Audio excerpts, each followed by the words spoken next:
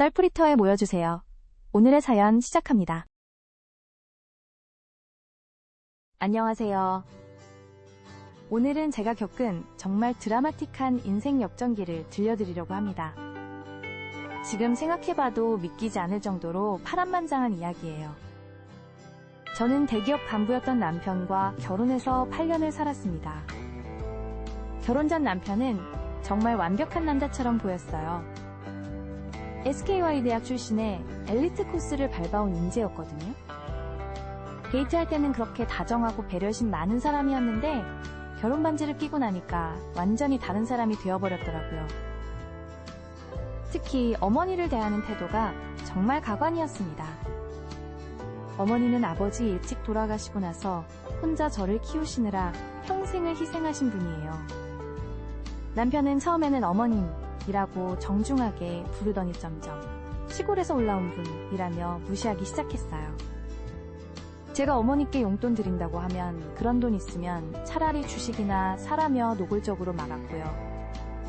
결혼 초기에는 남편의 변화를 일시적인 것으로 생각했어요. 신혼 적응 기간이니까 그러려니 했죠. 하지만 시간이 지날수록 상황은 더욱 악화됐습니다. 남편은 도박과 투기에 완전히 빠져버렸어요. 처음에는 투자라고 포장했지만 실상은 그냥 도박이었거든요. 카드 명세서를 보니 온라인 게임 결제 내역이 매달 수백만 원씩 나오더라고요. 그것도 새벽 시간대에 집중적으로 말이에요.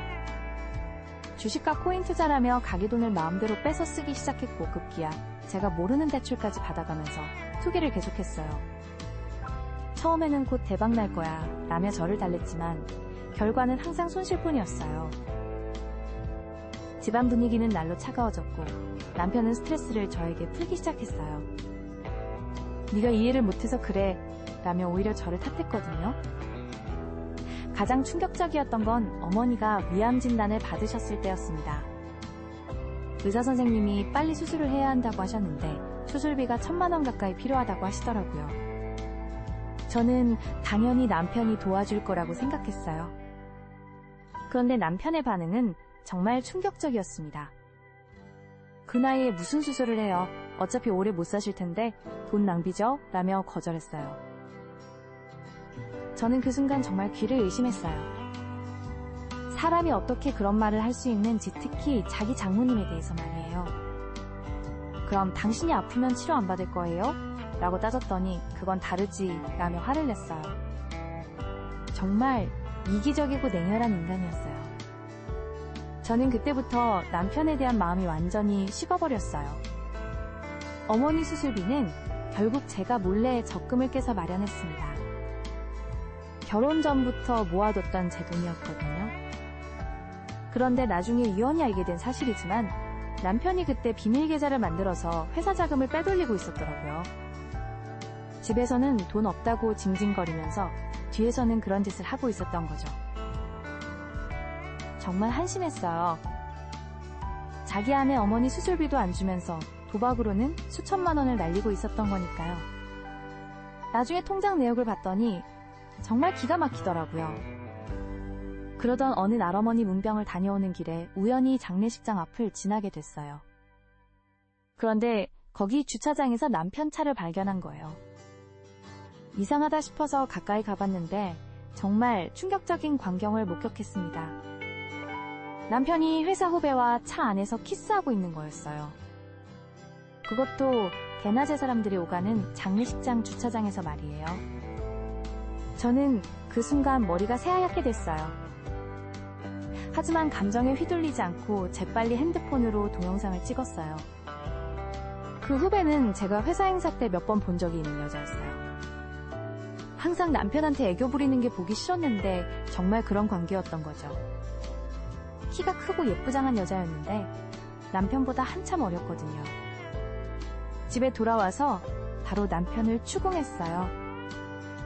동영상까지 보여주면서 이혼하자고 했죠. 그런데 남편의 반응은 정말 뻔뻔했어요. 그게 뭐 어때서? 그냥 후배랑 상담해 준 거야 라며 오히려 저를 의심 많은 여자 취급했어요. 심지어 너도 다른 남자들과 만나지 않냐? 오히려 저를 의심했어요. 정말 어이없었어요. 바람 피운 놈이 오히려 피해자인 척하는 꼴이었거든요.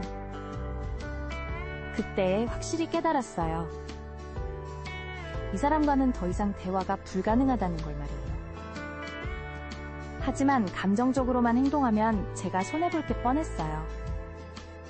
그래서 조용히 증거를 더 모으기로 했어요. 남편이 출근한 틈을 타서 집 안 곳곳을 뒤져봤더니 정말 어이없는 것들이 나왔어요. 호텔 영수증 선물 구매 내역 심지어 다른 여자들과 주고받은 편지까지 있더라고요. 그런데 그러던 중에 어머니 상태가 갑자기 악화되셨어요. 수술은 성공적이었는데 몸이 수술을 견디지 못하시는 것 같았어요. 의사 선생님이 인종이 얼마 남지 않았다고 조심스럽게 말씀하시더라고요. 저는 그때부터 병원에서 거의 살다시피 했어요. 남편은 한 번도 병문안을 오지 않았어요. 바쁘다는 핑계만 대면서 말이에요. 어머니는 그런 사위에 대해 한 번도 원망하지 않으셨지만 저는 정말 화가 났어요. 어머니가 임종을 앞두고 계실 때 정말 놀라운 이야기를 해주셨어요. 평소에 절대 말씀하지 않으셨던 제 출생의 비밀을 털어놓으신 거예요. 사실은 네 친아버지가 따로 있다면서 저에게 낡은 약혼 반지 하나를 주셨어요.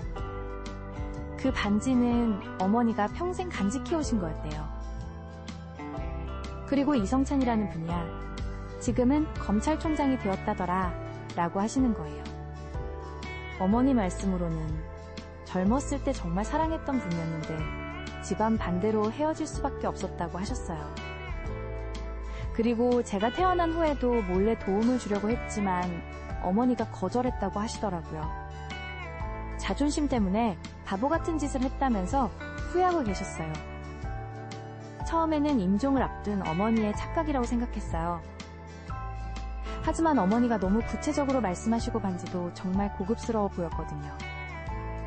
어머니가 살아생전에 그런 걸 살 여력이 없으셨다는 걸 아는데 말이에요.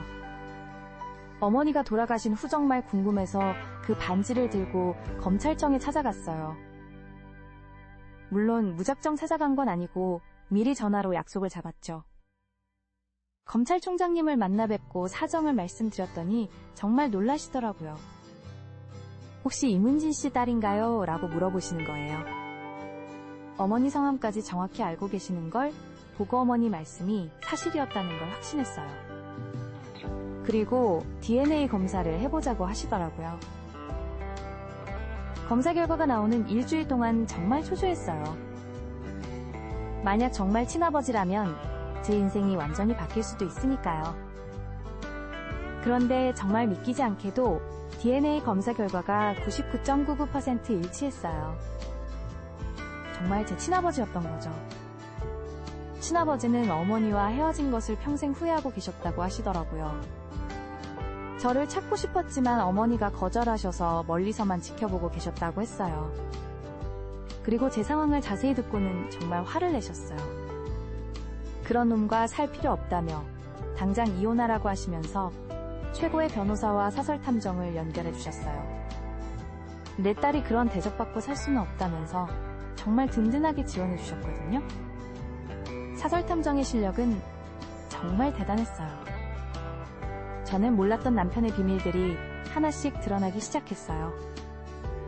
횡령 증거부터 시작해서 불륜 현장 도박 기록까지 모든 걸 완벽하게 수집해줬어요. 특히 충격적이었던 건재가 알던 후배 말고도 다른 여자들과의 관계가 여러 개 있었다는 거예요. 정말 바람둥이였던 거죠. 저는 그동안 얼마나 바보 같은 생활을 했던 건지 한심했어요. 회사에서 빼돌린 돈만 해도 수억 원이었어요. 그 돈으로 여자들에게 선물도 사주고 도박도 하고 정말 못할 짓이 없었더라고요. 제가 어머니 수술비 때문에 전전긍긍할 때이 사람은 다른 여자한테 명품백을 사주고 있었던 거예요. 증거가 충분히 모이자 바로 검찰에 고발했어요. 친아버지께서 직접 담당 검사를 추천해 주셔서 정말 실력 있는 분이 맡아주셨거든요. 재판 준비도 완벽하게 했고요. 재판이 시작되자마자 남편은 완전히 패닉 상태가 됐어요. 증거가 워낙 확실해서 변명할 여지가 전혀 없었거든요. 변호사도 인정하고 선처를 구하는 게 낫겠다고 했을 정도였어요. 1심에서 바로 징역 7년이 나왔어요. 횡령죄와 배임죄가 모두 인정됐거든요. 남편은 법정에서 완전히 무너져서 울면서 빌었지만 이미 늦었죠. 저는 전혀 동정심이 들지 않았어요. 저는 그 일을 계기로 인생의 방향을 완전히 바꿨어요. 로스쿨에 진학해서 검사가 되기로 결심했거든요. 친아버지도 좋은 생각이라며 많이 격려해 주셨고요. 로스쿨 준비 과정은 정말 힘들었어요. 이미 30대 중반이었는데 다시 공부를 시작한다는 게 쉽지 않더라고요. 하지만 복수심과 정의감이 저를 움직이게 했어요. 정말 열심히 해서 로스쿨에 합격했고 그 후 검사시험에도 통과했어요. 검사가 된 후에는 주로 경제범죄나 약자를 위한 사건들을 담당했어요. 특히 횡령이나 배임 같은 사건에서는 정말 칼같이 처리했거든요. 제 경험이 있으니까 범죄자들의 수법이 훤히 보였어요. 그런데 정말 운명의 장난인지 7년 후 전 남편이 출소했는데 또 같은 짓을 했어요. 이번에는 새로 들어간 중소기업에서 또 횡령을 저질렀더라고요. 게다가 온라인 도박도 다시 시작했고요. 정말 사람은 안 변한다는 걸 실감했어요. 7년 동안 감옥에 있으면서도 전혀 반성하지 않았던 거죠. 오히려 운이 나빠서 걸렸다고 생각하는 것 같았어요. 더 가관인 건 그 사이에 불륜 상대였던 후배는 다른 남자와 재혼을 했더라고요. 전 남편이 감옥에 있는 동안 바로 다른 사람 만나서 결혼해버린 거예요. 정말 어이없더라고요. 그렇게 사랑한다고 했으면서 말이에요. 그런데 정말 신의 한 수는 이번 사건의 담당 검사가 바로 저였다는 거예요. 사건 배정을 받고 피고인 이름을 보는 순간 정말 소름이 돋았어요. 이게 우연의 일치일까요? 아니면 운명일까요? 법원에서 전 남편과 마주쳤을 때 그 표정이란 정말 볼만했어요. 완전히 새파랗게 질리더라고요. 설마 네가? 라는 표정으로 저를 쳐다보는데 저는 정말 당당했어요. 이번에는 정말 확실하게 처리했어요.